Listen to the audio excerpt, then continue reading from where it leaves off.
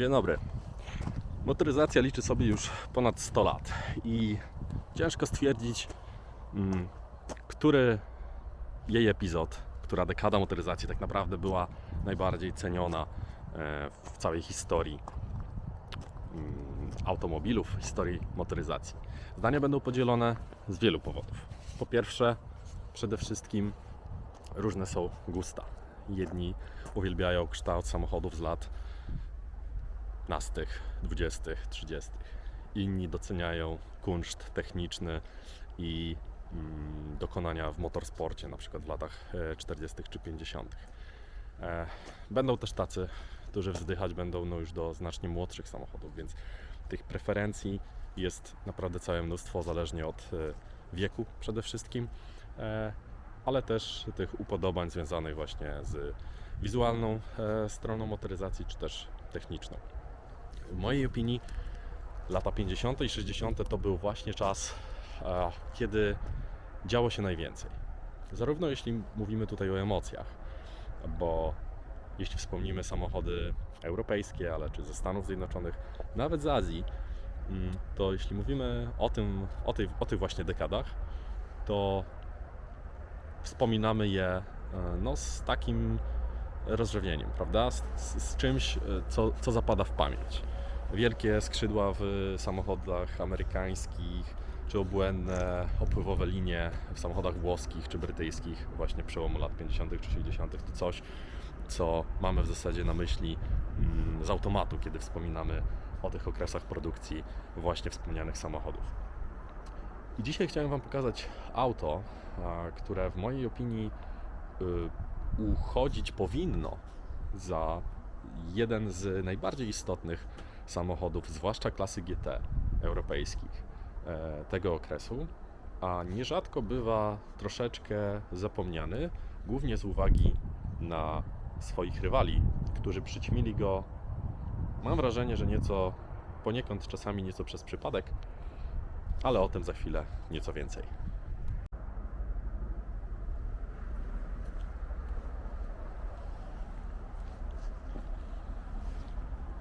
Maserati 3500 GT.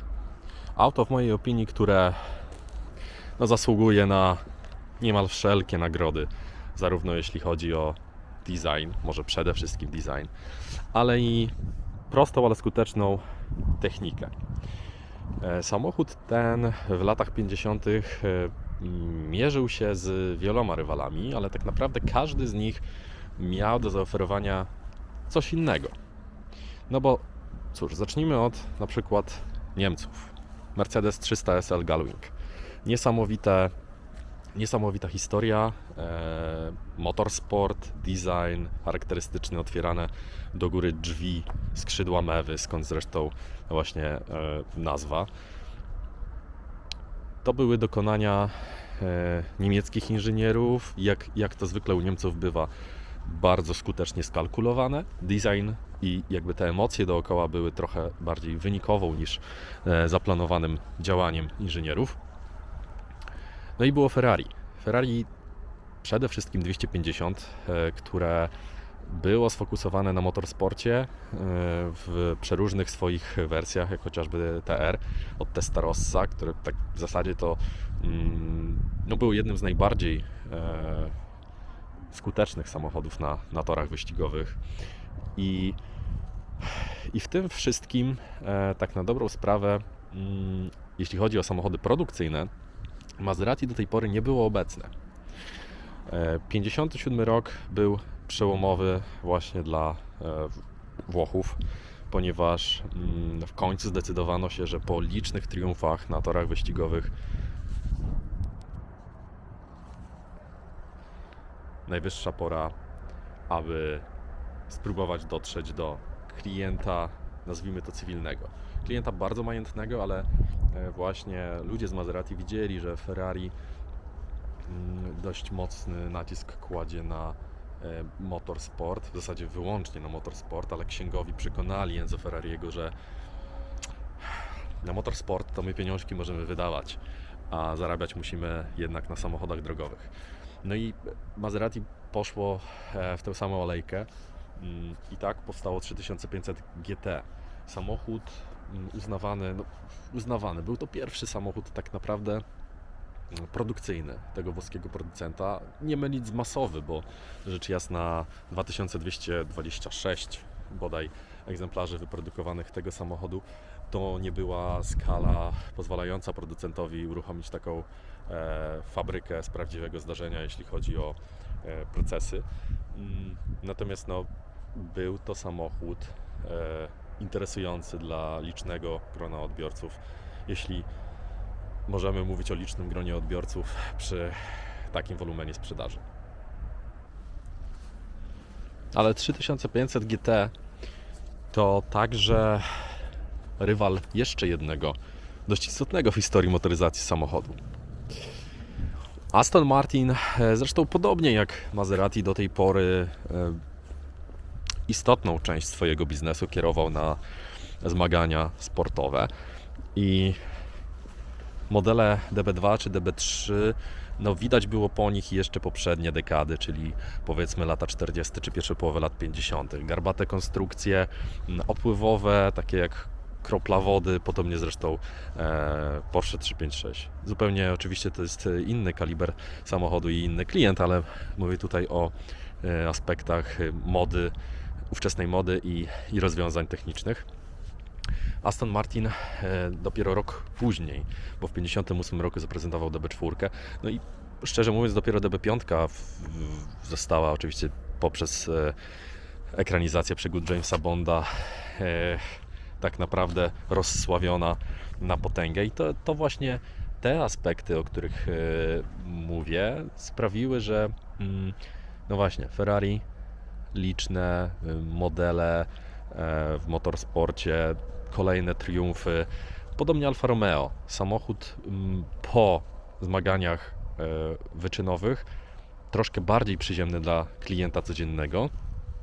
Aston Martin, Wielka Brytania, czyli też troszkę inne realia i tak naprawdę ta DB4, która dopiero otwierała ten rodzaj samochodów, takiego klasycznego GT w rozumieniu, jakie najbardziej kojarzymy właśnie z tego okresu.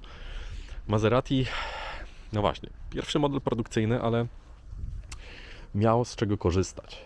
Tutaj w przeciwieństwie do Ferrari, które oczywiście niemal zawsze korzystało jeszcze do lat 80. z silników wyłącznie V12, tak Maserati postawiono na jednostkę, na rzędową szóstkę.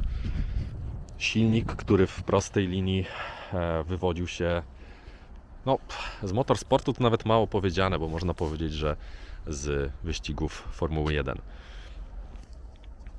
Maserati 350S, z którego ta jednostka pochodziła, to był taki development vehicle dla tego właśnie samochodu. Było to ciekawe i nietypowe rozwiązanie, ponieważ samochód poniekąd był rozwinięciem modelu 300S, czyli maszyny sportowej pełnokrwistej, która miała po prostu zdobywać laury, święcić triumfy na wszystkich torach świata. I właśnie jego, nazwijmy to, następca miał także posłużyć rozwinięciu jednostki napędowej, która już docelowo miała wylądować właśnie w tym samochodzie. Można więc powiedzieć, że silnik w 3500 GT to jednostka napędowa, która bezpośrednio pochodzi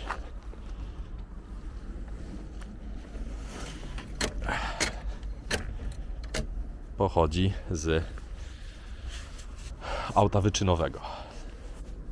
Jednostka, która ma znakomitą kulturę pracy. Silnik bardzo ochoczo wkręca się na obroty. 2 świece na cylinder, co na pewno część z Was już zauważyła. To także rozwiązanie, takie można powiedzieć klasyczne tego okresu, ale przede wszystkim dla Maserati. No i coś, co tutaj widzimy, to układ wtryskowy Lucas. Pozwolę sobie przejść na drugą stronę. To urządzenie, to ustrojstwo spędza sens powiek niejednego mechanika. To właśnie na początku lat 60., w zasadzie na przełomie dekad, Maserati wprowadziło taki właśnie układ wtryskowy do Maserati 3500. Zbiegło się to mniej więcej z pierwszymi modernizacjami, które dotyczyły nie tylko detali nadwozia, ale też nieco linii samochodu, ale o tym za chwilkę. No i układ ten był zmorą na tyle, że wiele z Maserati 3500 GTI, bo GTI to były właśnie egzemplarze wyposażone w tenże wtrysk, zostały przede wszystkim w latach 70. czy 80. przebudowane z powrotem na auta gaźnikowe. Oczywiście po latach jest ciężko znaleźć samochody, dużo ciężej znaleźć samochody zachowane w oryginale. To auto w zasadzie było totalnie zdekompletowane i po renowacji trwającej blisko 3 lata Maserati 3500 GTI z 63 roku cieszy oko. Auto zostało odbudowane przez MBL Classics i jest to obecnie nasze auto firmowe, które odwiedziło znaczną część europejskich imprez i zdobywając też nierzadko mnóstwo nagród. Samochód, aby tak wyglądał, jak możecie się domyślić, wymaga całkiem sporo pracy. Tutaj dokonaliśmy szeroko zakrojonych prac dotyczących nie tylko odbudowy blacharsko-lakierniczej, ale także mechanicznej, czy właśnie uszycia wnętrza, całej odbudowy podwozia. Nie są to łatwe samochody do renowacji, ponieważ ich konstrukcja podwozia to skomplikowana platforma rurowa, wobec czego samochód, jeśli jest mocno skorodowany czy zdekompletowany, albo co najgorsze uszkodzony w wyniku jakiejś kolizji drogowej, jest niesamowicie ciężki do odbudowania, ponieważ wymaga rekonstrukcji właśnie tej konstrukcji rurowej. A czym tak naprawdę jest wspomniana przeze mnie na początku tego materiału taka klasyczna idea auta klasy GT? Przede wszystkim ogromne, długie nadwozie z wyraźnie zaznaczoną przestrzenią na jednostkę napędową, najczęściej bardzo dużą. Stosunkowo krótka kabina, przeniesiona odrobinę w stronę tylnej osi. Długi rozstaw osi dla wyważenia i dla pokonywania względnie bezpiecznego, komfortowego, dalekich dystansów przy dużych prędkościach. Design, o którym mówiliśmy wcześniej, tutaj autorstwa włoskiego biura stylistycznego Carrozzeria Touring. No i najczęściej z założenia spora, ale w praktyce niewielka przestrzeń bagażowa, pozwalająca zabrać się najczęściej ze swą ukochaną na jakiś dłuższy wyjazd. Tak wyglądał kufer Maserati 3500 GT. Jest całkiem pokaźny, bo część z rywali miała tej przestrzeni jeszcze mniej. No i znowu detale i jeszcze raz detale, o których wspominałem. Choćby najmniejsze elementy, jak listeweczki, oświetlenie tablicy rejestracyjnej, końcówki układu wydechowego. Tutaj te ramki reflektorów, kolejne listewki. Tutaj wszystko miało spore znaczenie, bo właśnie za to kochaliśmy i kochamy przecież Włochów. Wspomniałem, że za design tego samochodu odpowiedzialne było biuro stylistyczne Touring Superleggera, ale tak naprawdę do tego samochodu podchodziło kilka innych firm również. Przede wszystkim warto wspomnieć, że powstało nieco egzemplarzy z otwartym dachem. Samochody karosowane przez Vignale, które w mojej opinii straciły nieco na lekkości i bez wątpienia u mnie faworytem pozostaje ten klasyk, czyli GT.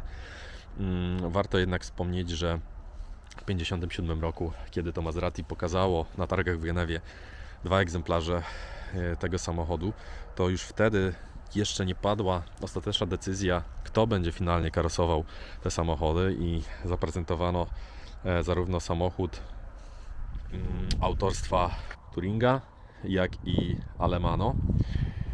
I w zasadzie to do końca produkcji tego samochodu powstawały jeszcze różne wariacje innych firmy Boneschi. Frua także narysował swoje propozycje i zresztą wprowadził też, to były nie tylko rysunki, bo mówimy o samochodach, które po prostu powstały. Bertone, no i również Moretti, czy chociażby Zagato.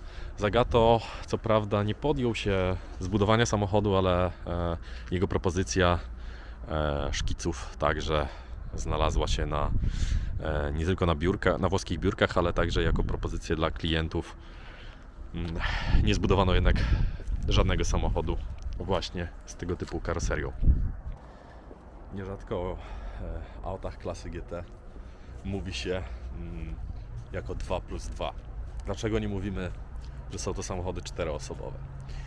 No powodów jest również kilka, chociaż z założenia głównym powodem jest po prostu to, że 4 osoby nie da się tym samochodem podróżować. Mogą być to oczywiście dzieci, natomiast raczej trzeba traktować te 2 dodatkowe tylne siedziska jako powiększenie przestrzeni bagażowej. Dlaczego? Już Wam pokazuję. Zobaczcie. No przyznajcie, że ciężko byłoby tutaj wygodnie usadowić choćby walizkę, a co dopiero człowieka, a tym bardziej dorosłego. No ale powodów tutaj, jak wspomniałem, było kilka. Też jednym z nich były kwestie podatkowe, ponieważ były to szalone czasy, szczególnie we Włoszech, kiedy z założenia sportowe samochody, a sportowe samochody oznaczały najczęściej dwumiejscowe auta, trzeba było płacić dużo większe podatki, więc było to rozwiązanie swego typu. Oczywiście nie starczyło na długo, no bo urzędnicy też nie są głupi, ale tego typu rozwiązania można było zauważyć u wielu producentów. Ten egzemplarz w lakierze Amaranto Roma został fabrycznie obszyty, zamówiony z czarną tapicerką i w mojej opinii jest to bardzo elegancka konfiguracja. Tutaj wszystkie w zasadzie elementy zostały odtworzone lub udało się kupić oryginalne. No i jest to, nieskromnie mówiąc, jeden z najlepiej odrestaurowanych aut, modeli 3500 na świecie. Co zresztą, jak wspomniałem, zostało niejednokrotnie potwierdzone na licznych konkursach elegancji, międzynarodowych wystawach czy targach. No i płynnie możemy przejść do aspektu jazdy tym samochodem. Zanim to nastąpi, chciałem Wam jeszcze pokazać, że nie jest to najwygodniejsze auto dla osób dzisiejszej daty. Co prawda ja mam blisko 2 metry wysokości, więc już w ogóle nie mogę się równać do przede wszystkim włoskich klientów na Maserati 3500 GT czy innych aut klasy Gran Turismo tamtego okresu. No ale tak, jest jak jest, jedziemy. Samochód jest już rozgrzany, ponieważ dojechałem tutaj na tą lokację kilka minut temu. Także ssanie nie będzie potrzebne. Słyszymy pompę. Możemy odpalać.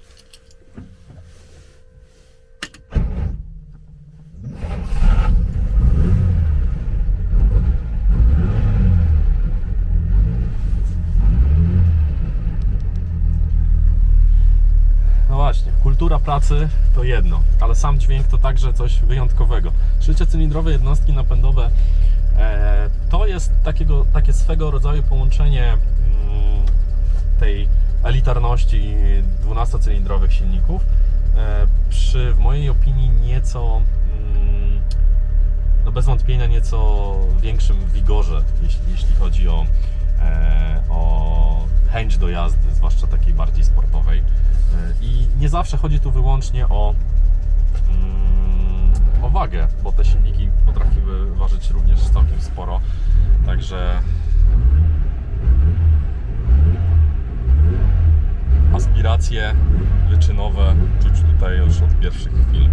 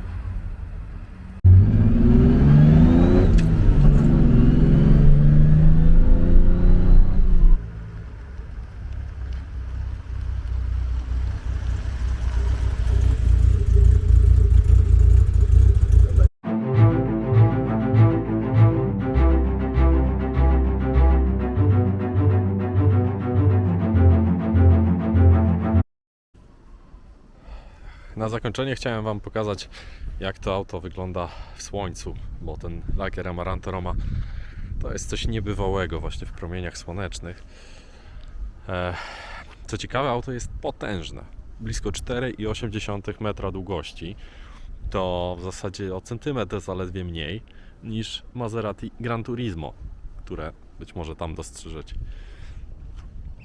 Samochód, który fenomenalnie jeździ, znakomicie brzmi. Oczywiście, biorąc poprawkę na to, że jest to konstrukcja z lat 60., w zasadzie z 50., z modernizacjami. Drugą serię najłatwiej poznać po nieco zmienionej atrapie, troszeczkę innej linii dachu, ale przede wszystkim po tych ramówkach świateł.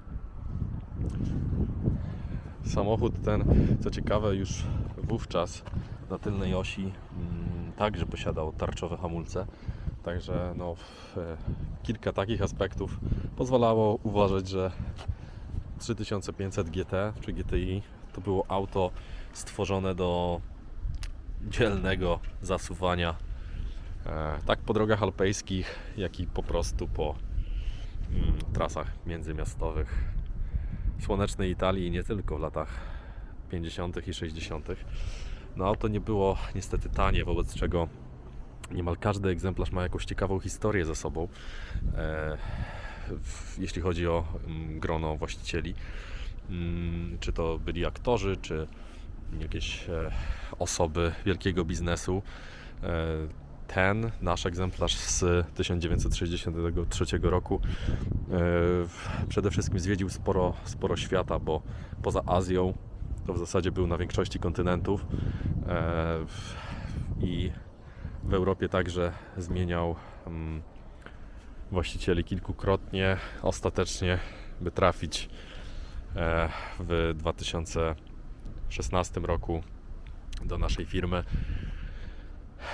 No i aby w 2018 roku zacząć wyglądać jak teraz, już po odbudowie w ML Classics.